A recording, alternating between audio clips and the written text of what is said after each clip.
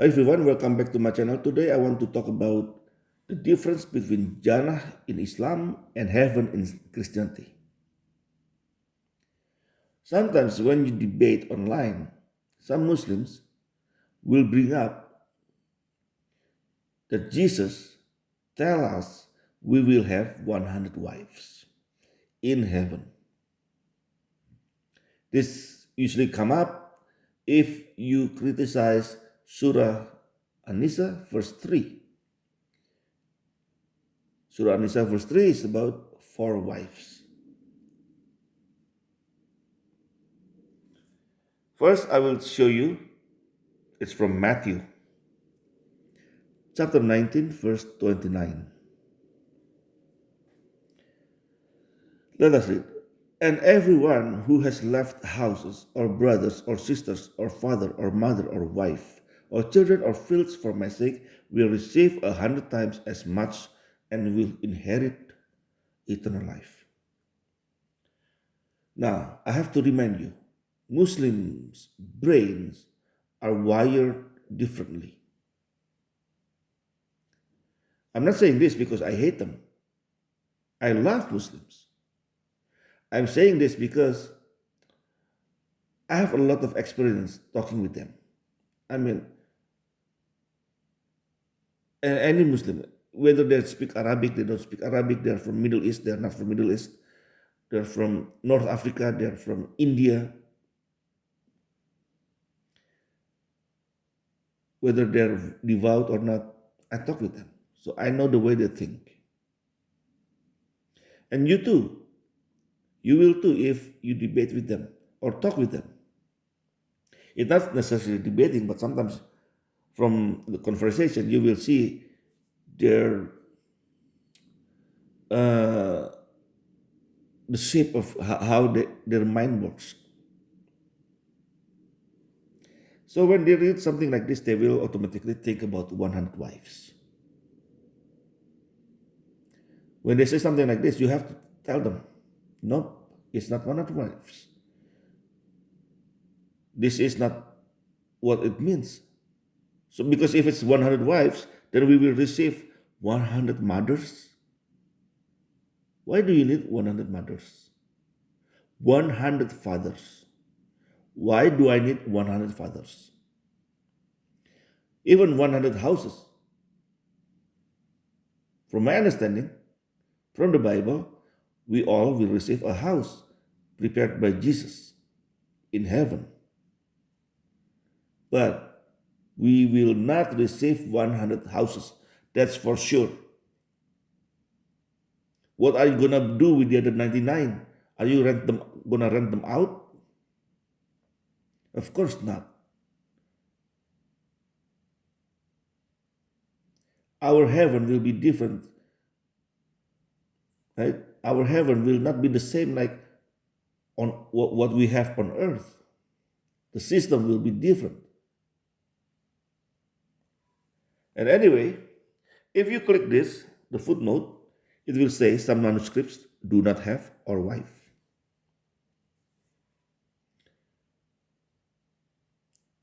Right? And Mark chapter 10, verse 19, verse 29 to 31, also talk about something similar. The difference is, let us read verse 30. 29. Truly I tell you, Jesus replied, no one who has left home or brothers or sisters or mother or father or children or fields for me and the gospel will fail to receive 100 times as much in this present age. I'll stop there. You see the difference? This passage does not mention or wife.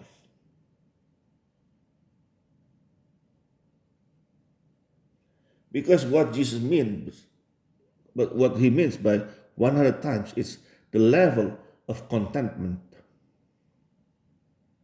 Back then, most people, I can say most people, or most regular people, if they have a house, brothers and sisters, mother and father, and fields and children, they will feel more content. Of course, these days, the level of contentment is little different. Maybe car or, I don't know, better job or something like that. But back then, people were more simple. And so, when they feel content, in heaven, they will feel 100 times more. So, can you imagine that? So, this is good because this is what heaven is all about: eternal peace, contentment. And anyway, in Matthew chapter 22, verse 30, it says, Jesus says, at the resurrection, people will neither marry nor be given in marriage. They will be like the angels in heaven. So wives will be sisters, husbands will be brothers. Your husband will be my brother. Or if you're a man, your wife will be a sister to me. We will all be, we will all be like brothers and sisters, like the angels in heaven.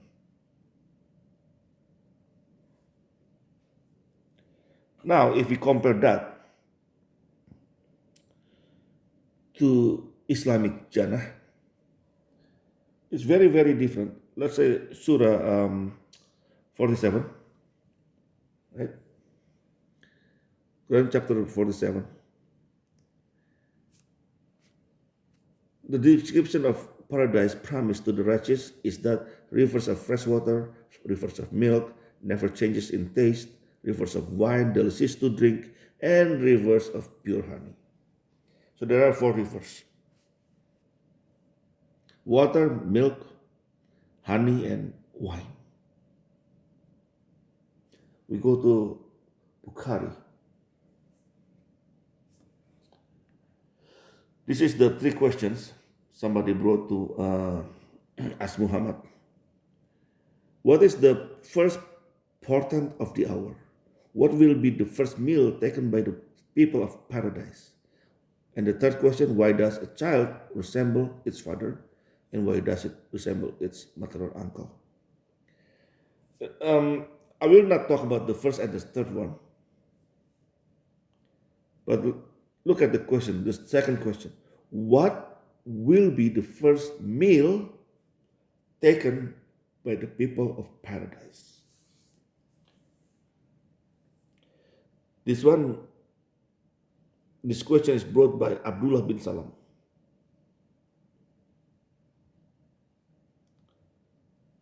Once you are a Muslim, the first thing you think is about what you to drink, what to eat. Can you imagine what to eat? When you go to paradise, what is the first meal? Can you imagine if John, or if, I don't know, if Matthew asked Jesus, Jesus, what is the menu like in heaven? Can you imagine if a disciple asked Jesus something stupid like this? Jesus will say, I don't know, depends. Is it breakfast or brunch? If it's lunch, is it lunch or dinner? Probably, right? Can you imagine what they're thinking is just like food?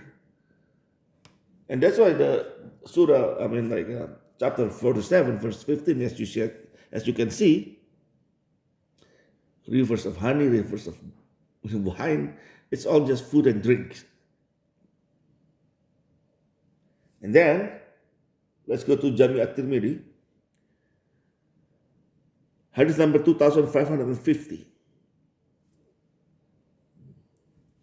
Indeed, in paradise, this is narrated by Ali, there is a market in which there is no buying or selling except for images of men and women.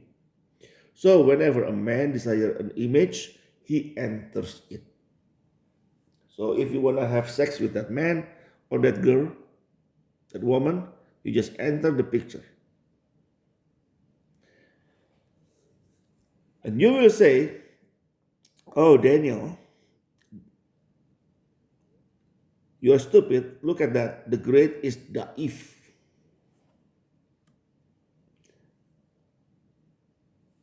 Da'if." But I will tell you this. As you can see here, Darussalam is an organization backed by Saudi. It is in what I believe it is in USA. This is a new organization. They print hadith, they print Quran, yeah, they air all this thing, and then they also grade their hadith. Sometimes you will see the grade is by Al Albani. There's a Muslim scholar, supposedly, who was born in the year 1914. So people who grade this hadith are modern. They still many of them are still alive. Some of them just died like 20, 30 years ago. Sheikh Al Albani, for example, he died in year 1999. He just died like just what 20, 20 what 30, maybe about 30 something years ago, 35 years ago. So this is from modern time. Back then, all the hadith, there's no such thing as da'if hadith. All hadith are good, all sahih. That's why Imam At-Tirmidhi put it in a book. Anyway, let's go back to the topic.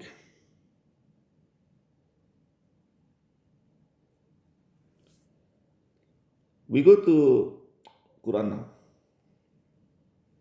Sorry for the delay like this. Okay, look at this. Chapter 52,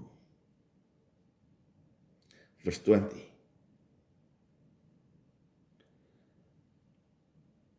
They will be reclining on thrones, and we will pair them with maidens with gorgeous eyes. So if you're a good Muslim man, you will be reclining on thrones. I don't know. I never seen a throne and a recliner at the same time. I've seen sofa, a recliner, or one of those lazy what they call it, lazy Susan or something, a recliner. But I never seen a throne and a recliner at the same time. And we will pair them to maidens with gorgeous eyes, beautiful eyes. You will get, for men, of course, you will get maidens with gorgeous eyes. And what else you will get in Islamic Jannah? Youthful servants like spotless pearls. And they will be waited on by their youthful servants. This is chapter 52, verse 24. Next, chapter 78, verse 33. And full bosomed maidens of equal age. When you see Sahih International, actually it's pretty straightforward. Full breasted. What does it mean, full breasted? Why don't we check the tafsir? This is here, kawaib. This means round breast. Oh, thank you. I didn't know. There's a triangle breast or square breast. This means round breast. They meant by this that the breasts of the girls will be fully rounded and not sagging, because they will be virgins equal in age.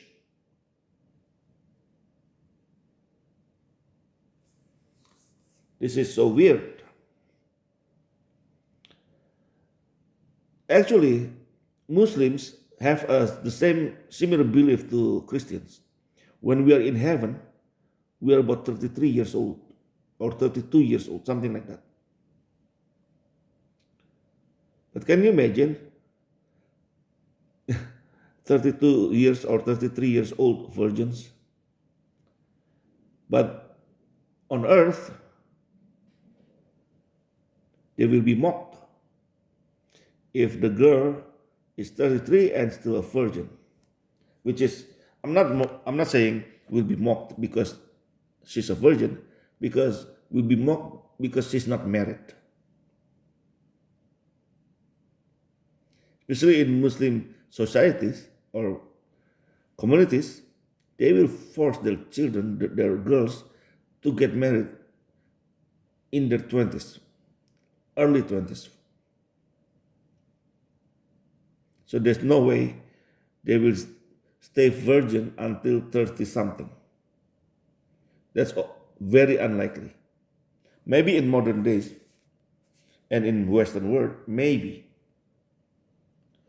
But anyway,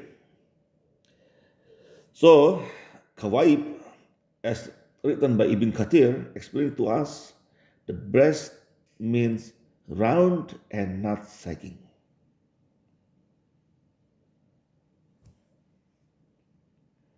But when you see chapter 52, when it's talking about you will be weighted by youthful servants, and you ask, how many servants will I get? Don't worry. Jami at-Tirmidhi, hadith number 2562 will tell you.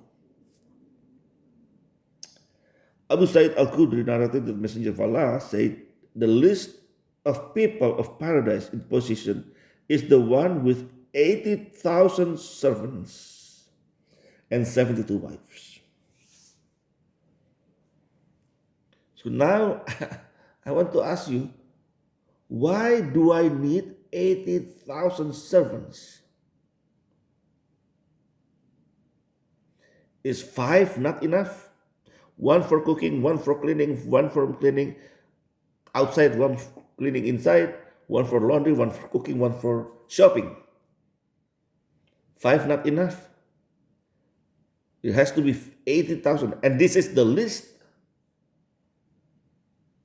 Look at what Islam promised people. Huris with gorgeous eyes and big boobs. 80,000 servants. You see?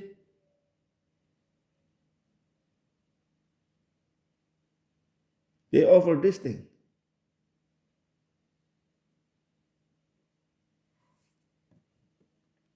$80,000 servants. Actually, many Muslim scholars, they say your 72 wives will also have servants, which is, if I'm not mistaken, 4,000 each. And then you can also have sex with those servants.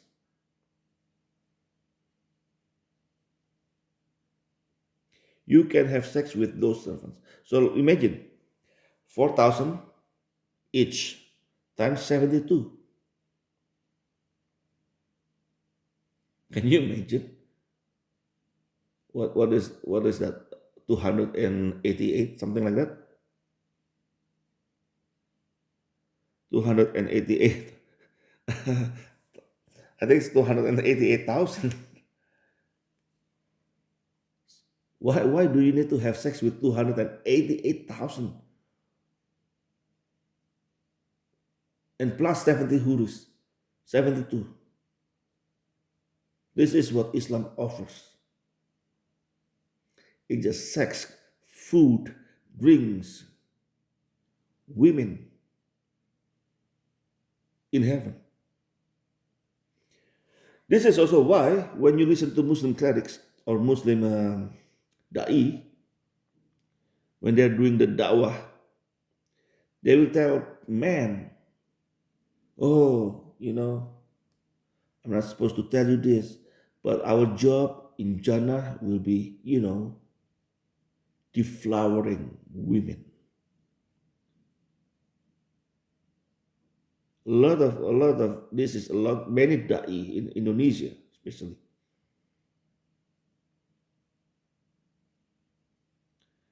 This is what's crazy about Islam.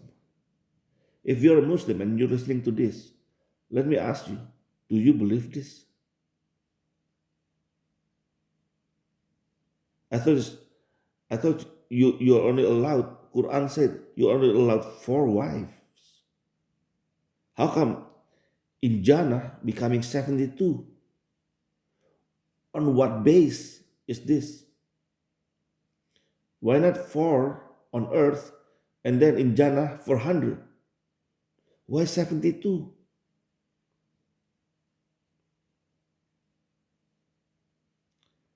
A lot of things can be so many things are questionable in Islam. Anyway, that's all from me for today. I hope if you're a Muslim, you see this and you ask yourself questions. Anyway, whether you're Muslim or a Christian, God bless you all. Have a nice life.